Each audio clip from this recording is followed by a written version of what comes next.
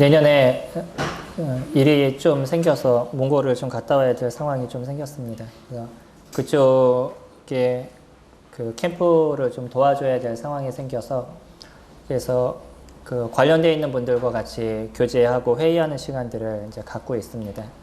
네, 어제도 다른 분과 이렇게 교제하는 시간들, 그러니까 회의하는 시간을 이렇게 좀 가졌었는데 한 분이 지방에서 올라오셔요. 거의 땅끝에서 올라오시는데 올라오셔서 회의를 하시고 그리고 끝나시고 다시 내려가시는, 그러니까 잠깐 몇 시간 회의하기 위해서 거기서부터 올라오셨다가 또 내려가시더라고요.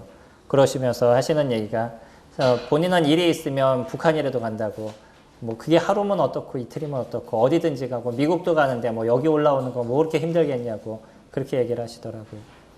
이분이 사업을 하시는 분이시고 뭐 성도님들은 잘 모르시겠지만 많이 유명하신 분 중에 한 분이십니다.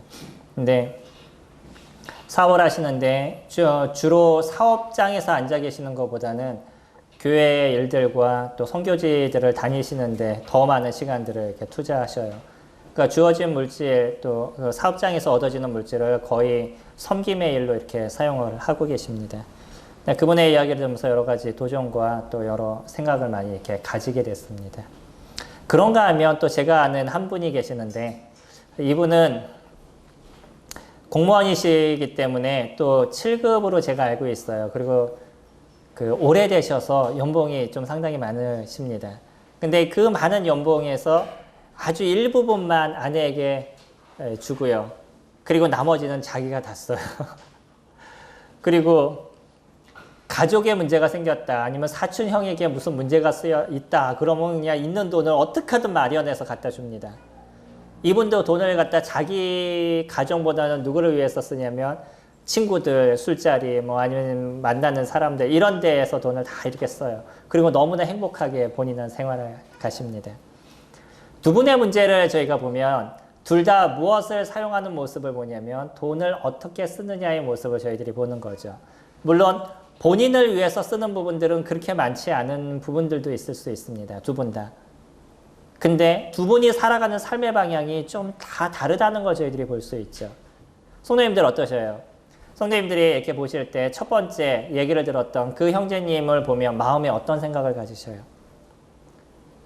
아, 참 귀하다. 저렇게 살았으면 좋겠다. 이런 생각이 드시나요? 그게 내 남편이다. 그러면 어떻게 생각이 드셔요? 그분이 내 남편이다 라고 생각하시면 어떤 생각이 드실까요? 맨날 사업에서 버는 돈이 많아요. 근데 그 돈이 거의 가정으로 안 들어오고 어디로 들어가냐면 다 선교지 아니면 교회 이런 데로 다 들어가요. 그럼 성도님들, 자매님들의 입장에서 마음이 어떠실까요? 제가 두 번째 말씀을 드렸던 그분의 마음과 별 차이 없지 않을까요? 이게 차이인 겁니다. 나와 다른 분이 복음을 위해서 막 살아가면 그래 귀해 놀라워 라고 생각하는데 이게 내 실생활이 딱 돼버리면 이게 어려움으로 딱 다가오는 거예요. 과연 그러면 우리에게 있어서 물질에 대한 생각을 어떻게 갖고 있느냐는 거죠. 오늘은 그 얘기를 좀 드릴 겁니다. 돈에 대한 얘기가 아니고요. 잘 보셔야 됩니다. 오늘 말씀을 저희들이 보면 바울이 하고자 하는 이야기가 너희들 뭐 헌금을 많이 해라, 너희들 뭐 11조를 많이 해라, 뭐 이런 얘기를 하지 않는다는 걸 저희가 조금 정확하게 볼 수 있습니다. 바울이 얘기하고 있는 중심을 저희들이 보아야 돼요. 그 중심 속에서 우리가 살아가는 삶의 패턴과 우리가 살아가는 삶의 중심이 거기에 놓여져 있어요. 같이 보시기 바랍니다. 4장 10절부터 저희 한 절씩 같이 교독하도록 하겠습니다. 20절까지입니다. 내가 주 안에서 크게 기뻐함은 너희가 나를 생각하던 것이 이제 다시 사기남이니 너희가 또한 이를 위하여 생각은 하였으나 기회가 없었느니라. 내가 궁핍함으로 말하는 것이 아니라 어떠한 형편에서든지 나는 자족하기를 배웠니. 나는 비천에 처할 줄도 알고 풍부에 처할 줄도 알아. 모든 일 곧 배부름과 배고픔과 풍부와 궁핍에도 처할 줄 아는 일체의 비결을 배웠노라. 내게 능력 주시는 자 안에서 내가 모든 것을 할 수 있느니라. 그러나 너희가 내 괴로움에 함께 참여하였으니 잘하였도다. 빌립보 사람들아 너희도 알거니와 복음의 시초에 내가 마게도냐를 떠날 때에 주고받은 내 일에 참여한 교회가 너희 외에 아무도 없었느니라. 데살로니가에 있을 때에도 너희가 한뿐 아니라 오히려 나의 쓸 것을 보내었도다. 내가 선물을 구함이 아니요 오직 너희에게 유익하도록 풍성한 열매를 구함이라. 내게는 모든 것이 있고 또 풍부한지라. 에바브로 디도편에 너희가 준 것을 받음으로 내가 풍족하니 이를 받으실 만한 의로 재물이요 하나님을 기쁘시게 한 것이라. 나의 하나님이 그리스도 예수 안에서 영광 가운데 그 풍성한 대로 너희 모든 쓸 것을 채우시리라. 하나님 보고 우리와 함께 세세 무궁하도록 영광을 돌릴지어다. 그리스도 예수 안에 있는 성도에게 각각 문안하라. 나와 함께 있는 형제들이 너희에게 문안하고 모든 성도들이 너희에게 문안하되 특히 가이사의 집 사람들 중 몇이야. 주 예수 그리스도의 은혜가 너의 심령에 있을지어다. 오늘은 빌립보서를 마감하는 그런 날입니다. 이 마감하는 마지막에 바울이 하고 있는 이야기의 중심을 저희들이 잘 살펴볼 필요가 있습니다. 오늘 이야기를 하는 중심 속에 저희가 가끔은 연보에 대해서 말씀을 드릴 때 사용했던 그때 같이 보았던 그런 구절을 저희들이 볼 수 있죠. 근데 중심을 저희가 조금 살펴보면 바울이 얘기하고자 하는 그 중심의 요점은 조금 더 깊은 곳에 있다는 것을 저희들이 살펴볼 수 있습니다. 10절에서 보시면 이렇게 얘기를 하죠. 내가 주 안에서 크게 기뻐함은 이라고 얘기합니다. 또 저희가 잘 알고 있는 말씀 13절을 보시면 내게 능력 주시는 자 안에서 내가 모든 것을 할 수 있느냐. 둘 다 하고 있는 이야기가 있어요. 무엇이 중심이냐면 무엇이죠? 주 안에서가 중심입니다. 바울이 지금 얘기하고 있는 거는 너희들이 주 안에 있는 삶을 살아라 라고 얘기하고 있는 거예요. 너희가 주 안에 있는 삶을 살게 됐었을 때 너희들이 살아가는 삶의 패턴이 어떻게 변하는지에 대해서 보아라라는 것이에요. 그것이 주 안에 있는 삶입니다. 성도님들은 주 안에 계시나요? 주 밖에 계시나요? 주 안에 계시죠. 예수 그리스도를 믿는 모든 사람들은 주 안에 있습니다. 그러면 바울이 지금 얘기할 때 너희들이 주 안에 있어라라고 얘기하는 이 말이 우리가 믿지 않는 사람이다 이런 얘기를 하거나 우리가 주 밖에 있는 사람이다 이런 얘기를 하는 것이 아니라는 거예요. 뭐냐면 분명히 우리는 예수 그리스도 그 안에 있는 사람인 것이죠. 그러면 그리스도 안에 있는 삶을 너희들이 살아가라는 것이에요. 우리가 사람은 사람다운 삶을 살아갔었을 때 사람이라는 얘기를 하죠. 혹 가끔 요즘 TV에서 등장하고 있는 어떤 연쇄살인을 한다든지 이런 잘못된 행동하는 사람을 보면 우리가 보통 얘기할 때 저건 사람도 아니야 뭐 이런 표현을 쓰잖아요. 그가 사람이 아닌 게 아니라 그가 하는 행동이 사람이 아닌 행동을 하고 있다는 것에 대해서 저희들이 보는 거죠. 오늘 저희들의 말씀을 잘 보시기 바랍니다. 그리고 고민하셔야 되는 거예요. 그건 뭐냐면 내가 예수 그리스도를 믿은 사람이다 라고 표현했었을 때 그 안에서 살아가는 삶의 모습을 우리가 가져가고 있어야 된다는 거예요. 난 단순하게 예수님을 믿었습니다. 그래서 내 안에 예수님이 계십니다라는 그 하나로 내가 믿는 크리스찬이라는 걸 증명해 주지 않는다는 겁니다. 믿음은 그리스도 안에 있는 삶을 살아가는 모습을 우리가 만들어가는 것이고요. 그런 삶의 패턴이 우리 가운데 일어나게 되어져 있는 것이에요. 그래서 우리들의 삶의 중심, 주 안에서 살아가는 삶의 모습들을 이루어 가셔야 된다는 거죠. 바울은 그것을 다른 곳에서 뭐라고 표현하고 있냐면 너희가 성령 충만을 입어라 라는 표현으로 사용하기도 합니다. 다시 얘기하면 주님의 말씀이 우리들의 삶에 함께하고 내가 그 말씀이 나의 삶을 터치하는 그런 인생을 너희가 살아가라 라고 얘기하는 거예요. 나는 인생을 살아가는데 주님의 말씀이 나와 아무 상관이 없어요. 내가 갖고 있는 삶의 패턴과 내가 살아가는 삶의 중심은 딴 곳에 있어요. 그건 믿는 사람들의 모습들이 아니다라고 얘기하는 거예요. 우리 스스로가 예수 그리스도를 믿습니다라고 얘기했었을 때 우리 삶의 중심과 패턴이 그 안에 놓여있는 인생을 살아가셔야 된다는 거예요. 제가 아까 두 분의 이야기를 했습니다. 한 분은 그 돈을 누구를 위해서 쓰는 거냐면 주님을 위해서 쓰는 거예요. 한 분은 그 돈을 누구를 위해서 쓰는 거냐면 자기를 위해서 쓰는 겁니다. 아까 얘기했던 거하고 좀 다르죠.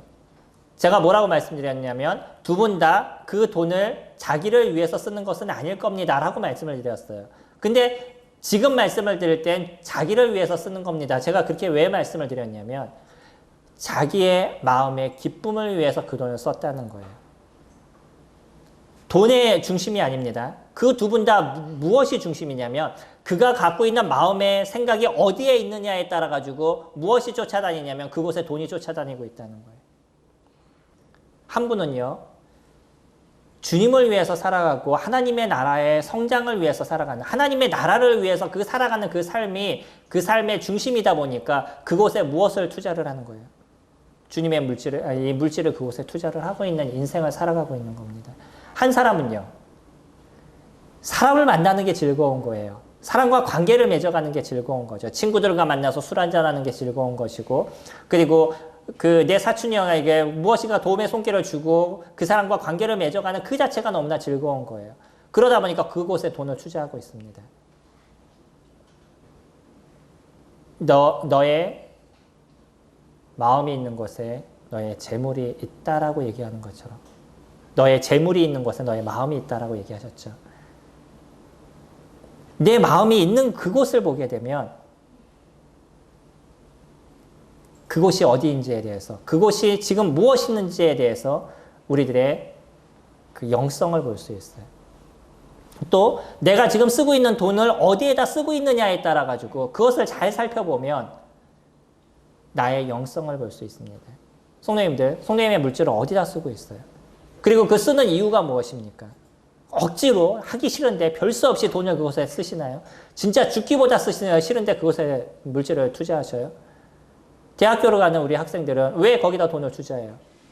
학교 가는 건 싫지만 그러나 그곳에서 무엇인가를 얻어서 나중에 무엇을 해야 되니까 내가 싫지만 별 수 없이 거기다 돈을 투자를 하는 거죠. 그게 그렇게 하지 않으면 내가 얻을 수 있는 걸 얻지 못하기 때문에 거기다 물질을 투자하고요. 그 투자한 가치를 나중에 더 많이 얻을 거라는 생각 속에서 투자를 하는 거예요. 내 마음이 있는 곳에 그것에 돈을 들이게 되어 있는 것이죠. 성도님들이 지금 그 돈을 쓰고 있는 그 패턴이 어느 거냐에 따라 가지고 그곳에 성도님들의 마음이 있다는 것에 대해서 생각하셔야 된다. 10절 말씀 보시면 내가 주 안에서 크게 기뻐함은 너희가 나를 생각하던 것이 이제 다시 사기남이니 너희가 또한 이를 위하여 생각은 하였으나 기회가 없었느니라 라고 이야기하고 있어요. 빌립보 성도들이 어떠한 사람들이었냐면요. 그들은 헬라인이었었습니다. 그래서 그들은 삶의 패턴이 무엇이었냐면 자기를 위한 인생을 살아가는 것이고요. 그리고 그 우상을 숭배하는 그런 삶을 살아갔던 게 헬라인으로서의 살아가는 그들의 삶의 패턴이었어요. 그런 패턴에서 이제 그 물질을 쓰는 패턴이 변하게 된 거예요. 어떻게 됐냐면 빌립보 지역에 복음이 전해지고요. 그들이 거듭나게 됐었을 때 이후로는 이 복음을 위해서 그 돈을 어떻게 쓸 것인가를 고민했어요. 바울이 빌립보 지역에서 나갈 때 그때에도 이들은 자신이 갖고 있는 물질을 바울에게 줬습니다.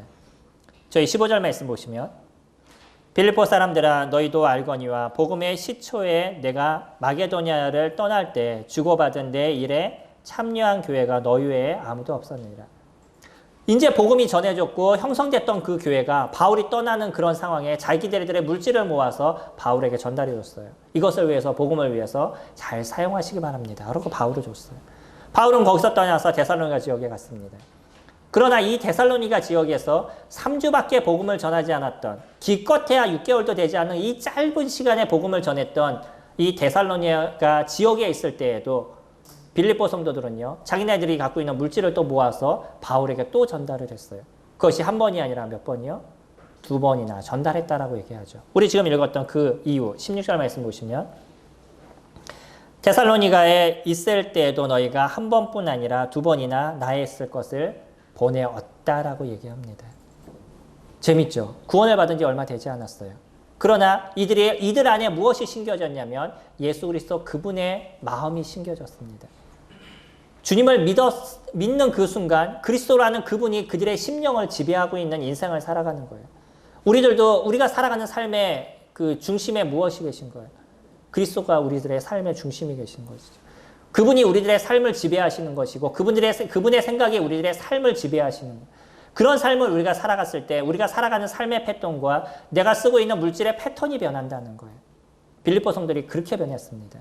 이들이 구원받은 지 몇십 년이 지나서 이제 조금씩 변해서 거기까지 간 그런 사람들이 아니라는 거예요. 최소 저희 교회에 있는 성도님들 그 어떤 분들보다도 가장 주님을 믿은 지 짧은 그런 사람들이었었어요. 그럼에도 불구하고도요. 그들은 그들이 살아가는 삶의 모습을 어떻게 이루어가야 될지에 대해서 정확하게 알고 있었다는 겁니다. 거기서 끝나지 않았죠.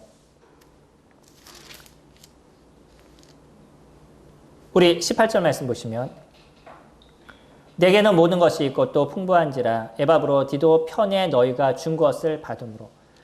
거기에서 끝난 것이 아니라 이 빌립보 성도들은 언제까지 그 연보를 나누게 됐었냐면 바울이 지금 감옥에 갇혀있는 그런 상황 속에서 그 소식을 듣고 나니까 에바브로 디도를 통해서 바울에게 또한 연보를 전달하는 모습을 저희들이 보죠. 바울은 이거를 재밌게 표현하고 있습니다. 저희가 보고 있는 10절 말씀 보면 내가 주 안에서 크게 기뻐하면 너희가 나를 생각하던 것이 이제 다시 사기남이니 라고 이야기하고 있어요. 그들이 바울을 향한 그 사랑이 너무나 컸었는데 그것이 이제 싹이 났다라고 표현하고 있습니다. 너희가 또한 이를 위하여 생각은 하였으나 기회가 없었다. 처음에 그가 도와주는 시점이 있었는데 그 이후에 몇 년의 기간 동안에 빌립보 성도들이 바울에게 도울 수 있는 시간들이 없었던 거죠. 그러다 바울이 감옥에 갇혔다는 이야기를 듣게 되니까 다시 그들 마음 가운데 있는 바울을 사랑하는 그 심령을 표현한 것을 저희들이 봐요. 우리가 겨울이 쫙 지나고 그 춥고 매서웠던 시간이 지났다가 나중에 봄에 싹이 탁 피어나는 그런 모습처럼 오랜 시간이 지나서 다시 바울을 향한 그 사랑을 보여주고 있는 모습을 빌립보 성도들이 나타내주고 있습니다. 이것으로 인해서 바울이 너무나 즐거움을 느끼고 기쁨을 느끼는 것. 주 안에 있는 삶을 살게 됐을 때 그거는 나뿐만 아니라 누가 기쁨을 누리는 거냐면 근처에 있는 누군가가 기쁨을 누리고 즐거움을 누리는 겁니다. 우리가 보고 있는 빌립보서는 계속적으로 저희들에게 얘기하는 크리스찬들이 살아가는 삶의 기쁨이 무엇인지를 저희들한테 정확하게 보여주고 있어요. 성도님들을 통해서 성도님들의 근처에 있는 사람들이 기쁨을 누리시고 즐거움을 누리시나요? 내가 사용하고 있는 그 물질을 통해서 누군가는 쉼이 되고 안식이 되는 시간들이 되시냐는 거예요. 내가 아침에 오늘 일어나서 나를 위해서 커피 한 잔을 마시고 나를 위해서 무엇을 쓰고 나를 위해서 먹을 것을 사고 그렇게 나를 위해서 무엇인가를 막 살아가는 데는 그것이 아깝지 않고 물론 조금 아깝긴 하지만 그래도 나를 위해서 쓰는 데는 그렇게 큰 문제가 되지 않는데 커피 한 잔을 누구를 위해서 사주려고 그러면 왜 그렇게 손이 떨리는지 왜 이렇게 마음에 근심이 되는지 이게 인간이 갖고 있는 삶의 모습이라는 거예요. 근데 어떻게 이 성도들을 위해서 그 물질을 쓸 수 있냐는 거예요. 아까 말씀드렸던 그 형제님이 이런 표현을 쓰더라고요. 갈 수 있는 사람은 가서 봉사를 하고 가지 못하는 사람은 간 셈치고 헌금을 할 거라. 이런 표현을 써요. 나는 못 가니까 헌금이라도 하겠지. 나도 그러면 간 거잖아. 그러니까 그렇게 할 거니까 너무 돈에 대해서 걱정하지 말고 가고 싶은 마음이 있으면 주님 앞에 기도하세요. 이런 표현을 쓰시더라고요. 많은 도전과 생각을 많이 갖게 됐습니다. 뭐냐면요. 내가 못 가면 내가 갈 수 없는 상황, 가고 싶은데 갈 수 없는 상황이 되면 내가 가고 싶은 마음 그걸 갖고 그 헌금을 하겠다는 거예요. 얼마나 많은 물질이 한 사람이 가는데 투자되는지 아시나요? 적지 않은 물질이 투자됩니다. 저도 적지 않은 고민을 하고 있어요. 어떻게 하든 안 가려고 생각을 끊임없이 했었는데 별 수 없이 가야 되는 상황이 생겼어요. 그러나 중요한 건 뭐냐면요. 나도 못 가는데 누군가는 그것을 위해서 물질을 투자할 수 있는 그런 마음이 열린다는 거예요. 그게 무엇 때문에 가능해요? 내 안에 주님이 계시기 때문에 가능한 거예요. 성도님들 안에 중심이 계시기 때문에 그것이 이루어져 가는 거예요. 내가 주 안에 있는 삶을 살 때만이 이것이 만들어져 간다는 거예요. 내가 주 안에 있지 않으면 어찌 그런 일들을 만들어 가겠어요? 아까 말씀드린 것처럼 누구를 위해서 커피 한 잔 사는 거 그것도 손 떨리는데 어떻게 남을 위해서 100, 200을 투자하는 게 그것이 아깝지 않고 그것이 기쁨으로써 그것을 이룰 수 있겠냐는 거예요. 주님 안에 있는 삶을 살 때만 이것이 가능한 것입니다. 왜 예수 그리스도가 우리를 그렇게 변하게 하시냐는 거예요. 너무나 이 감격스러운 삶을 저희들이 살아가고 있는 거예요. 우리가 갖고 있는 이 죄성과 우리가 갖고 있는 이 모습으로서는 도저히 이루어질 수 없는 그런 모습들이 예수 그리스도라는 그 은혜가 저희 가운데 임하고 예수 그리스도 그분이 저희들의 삶을 지배하고 성령이 저희들의 삶을 지배했을 때 이런 문제가 우리들로 인해서 기쁨으로 이뤄가는 삶을 저희들로 살게 하신다는 거예요. 이것이 그리스도가 우리 안에서 행하시는 일인 거죠. 또 이런 일들이 만들어지면서 근처에 있는 누군가 기쁨을 누리고 즐거움을 누리는 거예요. 바울은 빌립보 성도들로 인해서 너무나 그 마음에 기쁨이 넘쳤어요. 이 성도들이 주님 안에서 살고 있구나라는 것이 즐거웠습니다. 이 성도들이 나를 위해서 돈을 줬구나 라는 것에 기쁜 게 아니라는 걸 말씀을 잘 보시면 저희들이 알 수 있어요. 17절에서 그렇게 얘기하죠. 내가 선물을 구함이 아니요 라고 얘기합니다. 또 18절에 내게는 모든 것이 있고 또한 풍부한지라 그렇게 얘기해요. 하나님 그분이 공급하심에 대해서 바울은 잘 알고 있었기 때문에 그것이 그에게 있어서는 어려움이 되지 않았다는 거예요. 필요하면 주님이 채우실 것이고요. 없으면 없는 대로 살아갈 수 있는 담대함이 바울에게는 있었다는 것이에요. 그러나 무엇이 즐거웠냐면 빌립보 성도들이 주님 안에 서 있다는 거예요. 우리 성도님들이 주님 안에 있는 삶을 살아가고요. 그 삶이 드러나는 모습들을 만들어가면 많은 사람들이 기쁨과 즐거움을 누리실 것입니다. 누군가는 그것으로 해서 쉼이 될 것이고 안식이 될 것이에요. 성도님들이 갖고 있는 그 물질이 어디에 쓰여지고 있는지에 대해서 조금 더 고민하시고 생각해 보시면 좋을 겁니다. 그것을 의미 있게 사용하셔요. 내가 용돈을 받아서 생활하던, 아니면 내가 아르바이트를 해서 살아가던, 아니면 내가 직장에 다녀서 물질을 갖고 있던, 월급을 갖고선 생활하던, 그것이 어디에 사용되고 있는지, 무엇을 위해서 쓰고 있는지에 대해서 생각해 보시기 바랍니다. 바울이 했던 가장 중요한 것, 주님 안에서 사용되는 물질이 성도를 기쁘게 한다는 거예요. 누군가를 즐겁게 한다는 겁니다. 두 번째, 11절 말씀 저희가 보시면 내가 궁핍함으로 말하는 것이 아니니라 어떠한 형편에든지 나는 자족하기를 배웠나니 나는 비천에 처할 줄도 알고 풍부에 처할 줄도 알아.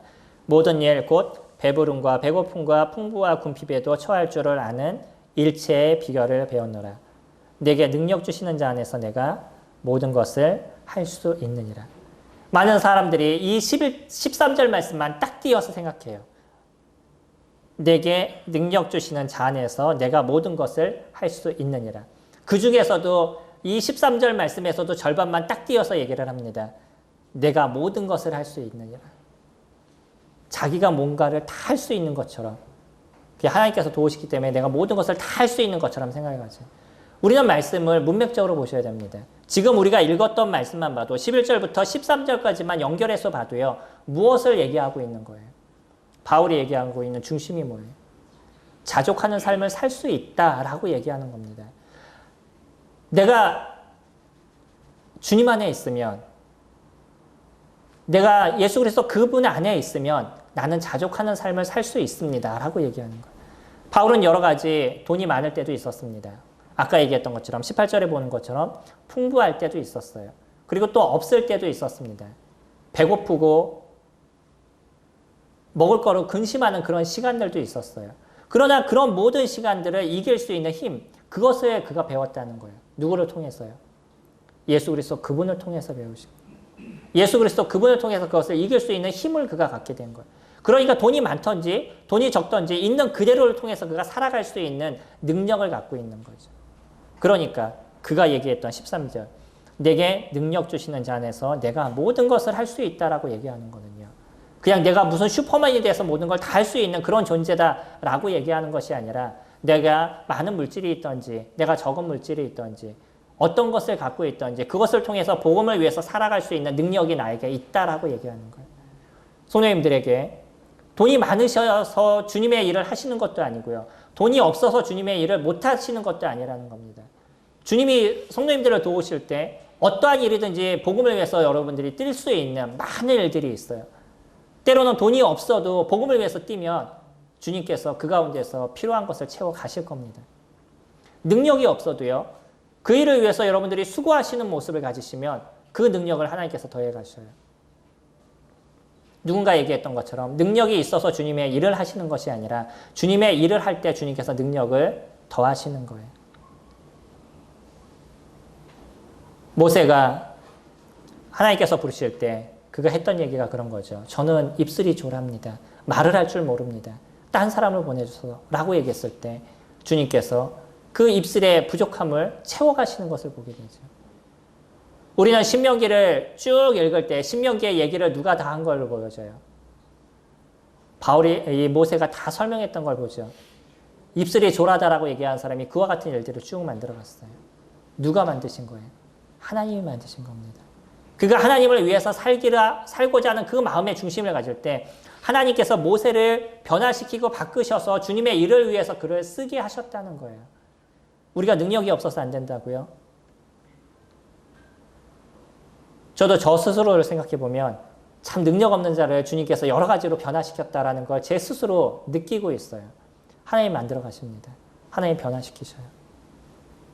그래서 하나님의 일을 위해서 우리를 쓰게 하십니다.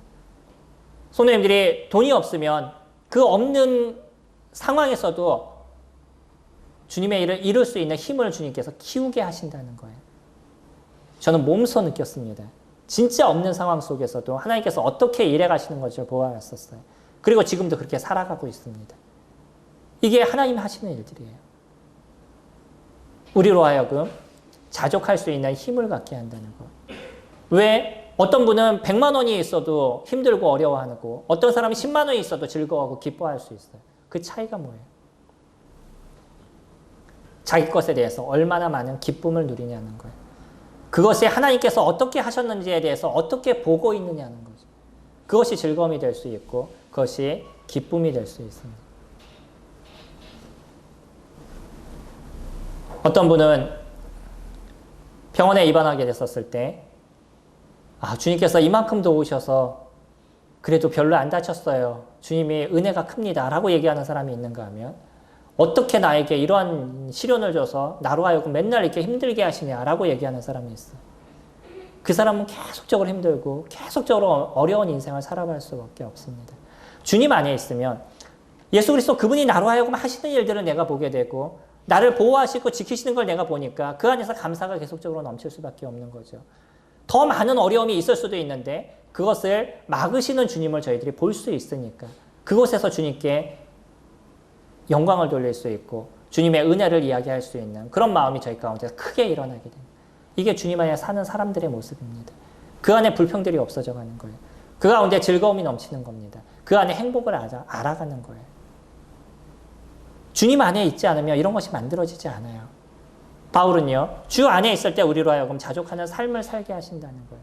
있는 것에 기뻐할 수 있고 없는 것에도 기뻐할 수 있는 것. 하나님이 어떠한 상황 속에서도 함께 하신다는 것에 대해서 내가 감사할 수 있는 인생을 살아가는 것. 이게 크리스찬들에게 주어진 은혜인 거죠.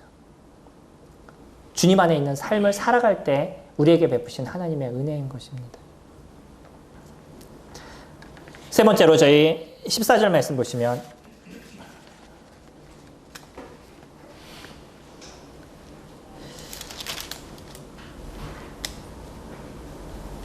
17절부터 보시면 내가 선물을 구함이 아니요 오직 너희에게 유익하도록 풍성한 열매를 구함이라. 내게는 모든 것이 있고 풍부한지라 에바브로디도 편에 너희가 준 것을 받음으로 내가 풍족하니 이는 받으실 만한 향기로운 제물이요 하나님을 기쁘시게 한 것이라. 바울은 여기에서 물질을 뭐라고 표현하고 있냐면 향기로운 제물이다 라고 표현하고 있어요. 바울을 한번 생각해 보시기 바랍니다. 누군가 나에게 돈을 줬는데 그것을 받으면서 그래 이건 하나님 받으시기에 향기로운 제물이야 라고 얘기하면 얼마나 낯간지럽겠어요. 자기가 돈을 받아놓고 그런 얘기를 한다는 게. 근데 바울의 중심이 무엇인지를 저희는 여기서 잘 보아야 된다는 거예요. 여기서 얘기하시는 중심은 자기가 무슨 돈을 받아서 이런 것이 아니라 그 성도들이 갖고 있는 삶의 패턴과 그들이 갖고 있는 주님 안에서 살아가는 삶의 모습이 무엇인지를 얘기하고 있는 거죠. 그리고 그것이 하나님 열매를 구하는 것이다 라고 얘기하고 있어요. 풍성한 열매가 맺어지는 것이다 라고 얘기해요. 그들의 마음이 주님 안에 있기 때문에 그 주님 안에 있는 것에 따라서 그들이 갖고 있는 물질의 사용들이 변하고 있는 것. 이것이 하나님이 보시기에 아름다움의 열매인 것이고요. 성령의 열매가 많아져 가는 것이고 그리고 그것이 하나님이 받으시기에 향기로운 제물이다 라고 표현하고 있어요. 성도님들이 갖고 있는 그 물질이 주님에게 쓰여지는 그런 제물이 되었으면 좋겠습니다.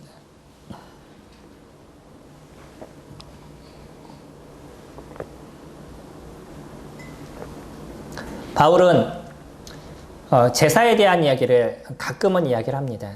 히브리서에서는 무엇을 얘기하냐면 찬양을 제사다라고 표현을 하고요. 또한 선한 행위를 제사다라고 얘기를 해요. 또 무엇을 얘기하냐면 섬김을 제사다라고 표현하고 있습니다. 구약에서는 하나님께 나아가는 게 그들의 삶이었어요. 자신들이 갖고 있는 재물을 또 양과 염소를 때로는 비둘기를 잡아서 하나님께 나가서 그것을 하나님께 드리는 그런 시간들을 가졌습니다. 그는 하나님께 드리는 자연스러운 그들의 모습이었었어요. 그런데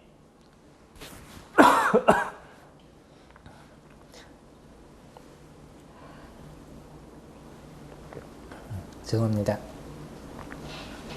사울을 이야기할 때는 사울이 제물을 드리고 나서 전쟁에 나갔는데 근데 사무엘은 사울에게 이렇게 표현을 하죠.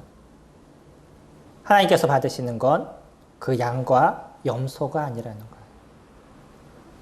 하나님의 말씀을 듣는 거다. 그것이 진정한 제물이다. 그렇게 표현하죠. 저희 사무엘상 한번 찾아보겠습니다. 사무엘상 15장 말씀 보시면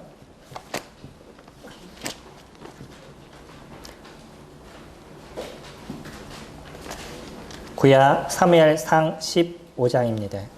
15장 22절 말씀 보시면 구약 433페이지 사무엘이 이르되 여호와께서 번제와 다른 제사를 그의 목소리를 청종하는 것을 좋아하신 같이 좋아하시겠나이까. 순종이 제사보다 낫고 듣는 것이 수양의 기름보다 나으니 라고 이야기를 하고 있어요. 제물을 드리는 그런 형식적인 것, 그것을 얘기하지 않는다는 거예요. 더 중요한 건 뭐냐면 그 제물을 왜 드리냐는 거예요. 그들의 마음이 하나님께 있었을 때 당연히 하나님께 제물을 드리고자 하는 마음으로 나아가는 그들의 심령을 하나님께서 받으신다라고 얘기하는 거죠. 나중에 이것이 신약으로 넘어오면서 제물을 드리는 이야기를 하는 것이 아니라 무엇을 제사라고 얘기하냐면 우리들의 삶을 하나님께서 받으실 만한 거룩한 산제사로 드리라라고 얘기를 하거나 아니면 우리가 드리는 찬양이 하나님 받으시기에 아름다운 제물이다라고 얘기하고 또 우리가 살아가는 그 선한 행위, 그것이 하나님 받으시기에 아름다운 제물이다라고 얘기를 하고요. 그리고 하나님을 위해서 섬겨가는, 하나님 나라를 위해서 살아가는 그 삶의 모습이 하나님 받으시기에 아름다운 제물이다 이렇게 표현하셔요. 그리고 지금 여기는요.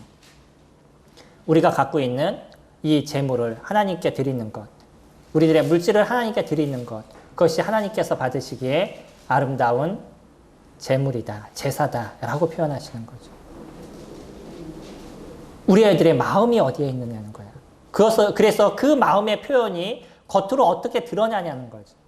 사람들의 그 마음은 좋습니다. 예전에 어른들이 얘기하는 것처럼 꼭 사랑한다고 말해야 하냐? 얘기하는 그런 어른들이 계시잖아요. 그분들은 그냥 마음으로 있으면 충분히 네가 알 거야. 뭐 아내는 충분히 알 거야. 이렇게 생각을 하지만 사실은 그것을 알 수 있는 건 표현할 때 안다는 거예요. 성도님들이 저를 사랑하는 걸 표현할 때 제가 알 수 있죠. 만약에 성도님들이 마음으로는 저를 사랑하는데 항상 저를 보며 인상을 쓰고 있으면 저를 사랑한다는 걸 제가 어떻게 알겠어요? 제가 성도님들을 보면서 성도님을 사랑합니다 라고 생각은 하는데 성도님 볼 때마다 항상 인상 쓰고 있으면 성도님들 생각이 어떤 생각들을 가지시겠어요? 쟤는 항상 나한테 무슨 불만을 갖고 있어. 뭐 내가 뭐를 안 했기 때문에 불만을 갖나, 뭐 내가 뭘 했기 때문에 불만을 갖나, 이런 생각들을 가지시는 거죠. 우리는 그것이 행동으로 드러나게 되어 있는 거예요. 내 마음의 표현을 행동으로 나타나게 됐었을 때 그것이 완성돼 나가는 거죠. 주 안에 있는 삶, 그 삶이 무엇이냐, 그것을 지금 표현해주고 있습니다. 이들이 주 안에 있었을 때, 주 안에 있는 삶을 살 때 그것이 하나님이 기뻐하시는 모습이 된다는 거예요. 그들이 주 안에 있는 삶을 살게 됐었을 때 그들이 갖고 있는 물질을 주님을 위해서 쓰게 된다는 거예요. 그들이 주님 안에 있었을 때 내가 행동하는 그 삶의 패턴이 복음을 위해서 움직이는 그런 섬김의 삶을 살아가게 된다는 거죠. 또 내가 주님 안에 있을 때 내가 살아가는 삶이 선한 일을 위해서 살아가게 되어져 있다는 거예요. 그리고 우리들의 입술이요.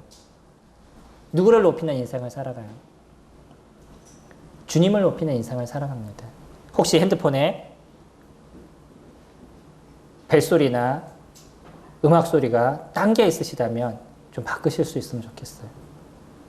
최소한 우리가 계속 듣는 벨소리가 울릴 때 찬양이 나와야지, 계속 듣는 벨소리가 가요가 나오는 건 좀 고민해야 될 문제들인 거죠. 내 마음이 어디냐에 따라 달라지는 거예요. 내가 찬양을 드리고 싶은 심령이 있으면 내 속에 평상시에 움직이고 있는 것들이 찬양으로 변해가야 된다는 거예요. 이게 우리들의 삶의 패턴인 거죠. 삶의 중심이 변한 거예요. 주님 안에 있는 삶으로서 만들어져 가는 거예요.